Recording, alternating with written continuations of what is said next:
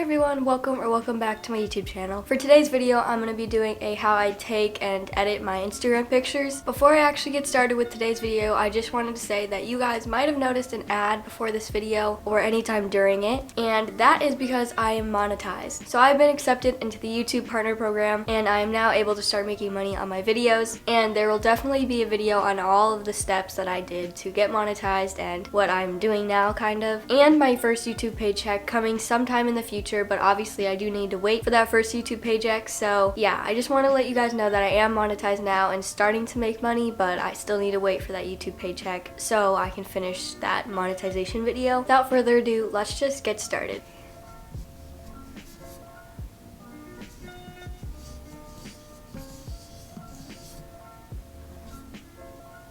Is that better? Why does it look orange?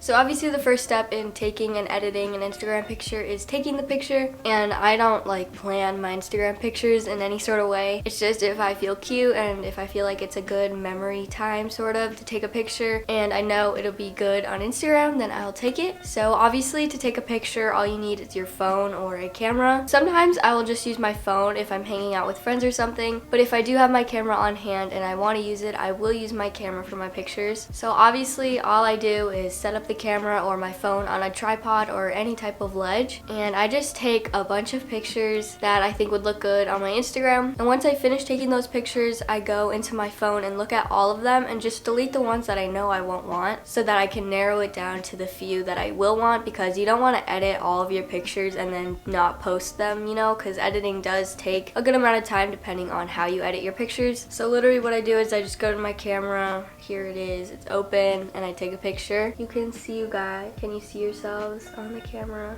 My phone is plugged in, by the way, because I need to charge it, so yeah. So once I go through all the pictures I've taken and pick the ones that I actually like the most, then I will go to this app called Lightroom. So Lightroom is a photo editing app, and it lets you do so many cool things to your photos to make them look like whatever you want them to look like. And some people say like not to get it because it's like too professional or confusing, but once you actually know how to use it, it's not confusing. It just has a lot of different things you can do to your photos, so that's what makes it look confusing. It is free in the App Store as of right now, and I would definitely recommend you get it. But if you want to do more like creative edits to your photos, like drawing on it or something, then I would also suggest you get the app PicsArt, because Lightroom is more of just like the photo, you know, filters, color, brightness, all that kind of stuff. And then PicsArt, you can add text, drawing, stickers on your screen, you know, anything like that. Kind of just depends on how you want to edit your Instagram photos, but I'll just show you guys how I do it. So the way I edit my Instagram photos and the way I edit my thumbnails are very similar, but I did show how I edit my thumbnails in one of my videos. I don't know which one it is right now on the top of my head, but I'll put it up here in the iCard so you guys can go check that out. I believe it was in my how I edit on iMovie plus thumbnails. I don't really know though. But yeah, I do edit my thumbnails the same since I've taken that video as of when this video is posting. So I'm actually going to show you every single step from right when I take the picture. Go to the app Lightroom. Then as you can see, I edit a lot on here. Okay, so to start editing your photo, you're going to go down to this little blue button and you can choose this camera icon, which actually takes the photo right there right now, but I don't do that usually. You just click this image plus button and from your camera roll, and then choose your image from your camera roll. If you haven't seen or followed my Instagram yet, you might want to consider go checking it out. It'll be right here. But this is the picture that I'm going to show you guys how I edited. So this was the original, and then this was the afterwards and what I posted. So this is it without a filter, and this is it with a filter. So I will show you guys how I did that. Once again, go to Lightroom, add a photo from your camera roll, and then it's here. So you see all these buttons down here which kind of look confusing, and I can admit they do look confusing, but once you know what they do, it'll be easier to understand and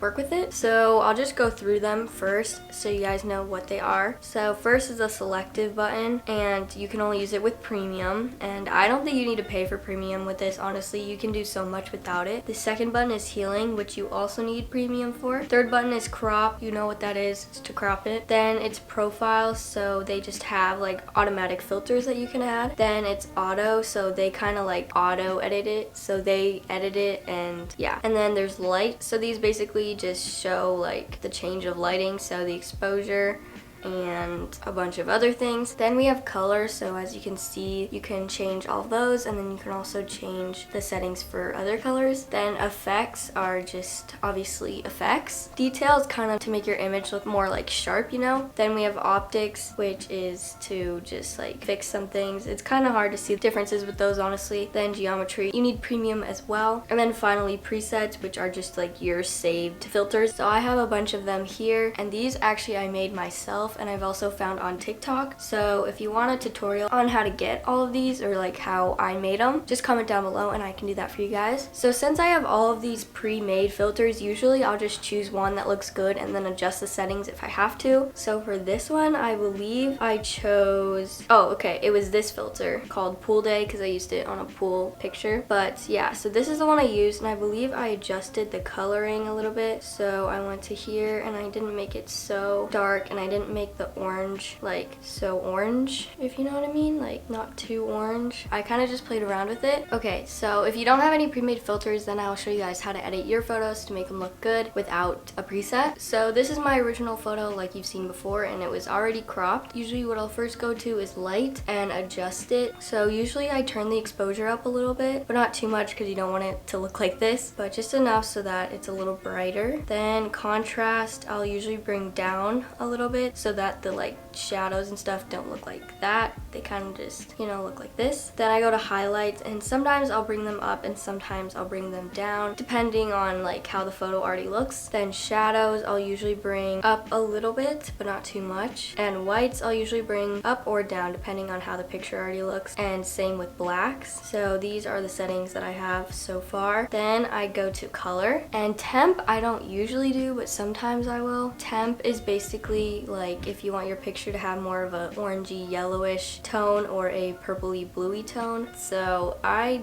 don't usually play with temp. I don't really use any of these down here, to be honest with you. Sometimes I'll do vibrance, which is like how vibrant the colors are, and sometimes saturation, which is like how deep the colors are. But mainly in this color section I go to mix, and I play around with all of these little colors here. I'm not gonna go through every color and tell you guys each of the steps because it's the same for all the colors, but I'll just tell you guys what each of these 3 rows mean. So hue is like what version of that color, so like if it's a pinker red or an oranger red. So then it's saturation, which is how deep the color is, like I said before. So it can be a very light red, which is like taking out the color basically out of your picture, and then it can be very deep red, which obviously adds a lot of it. And then luminance is how like light or dark you want it, kind of just the shade of red. So if you want it dark red, then you put it all the way down here. If you want it light red, you put it all the way up here. So all of those are the same for every single color, and I'll just go through all the colors and play with these until it looks good on my picture. So I'm gonna do that quick, and then I'll be right back with you guys.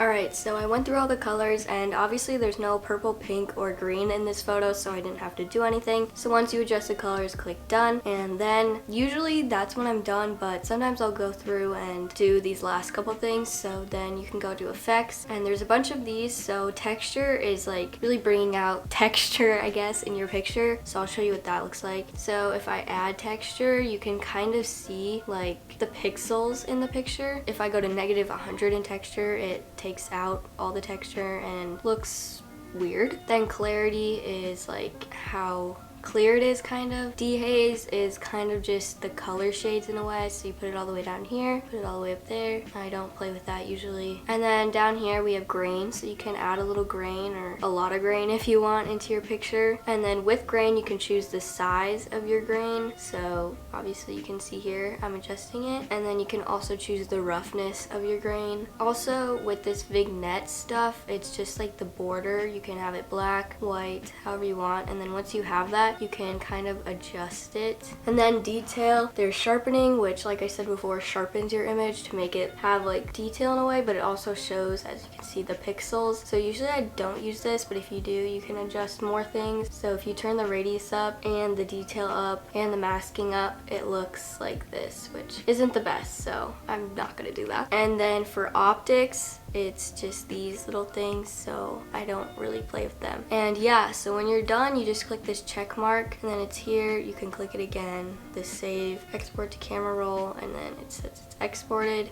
So then you go back to your camera roll, and here it is. That's how I edit my Instagram photos. There's not really much to it. Okay, so I forgot to say this in the video, but if you've done edits to your photo like I did and you want to save it as a preset, then you go up to these 3 dots in the top right corner and then create preset and name it something, and that's basically it. So you click the check and it'll say added, so then you go over here to presets and it should be somewhere along your list. It's right here for me. So then you can add it to any other picture that you make in the future. So that is it for today's video. I hope this helped you guys. And like I said, if you want to know how I make all my presets, just comment down below and I will definitely do that for you guys. Thank you guys so much for watching this video, and I hope to see you in my next one. Bye!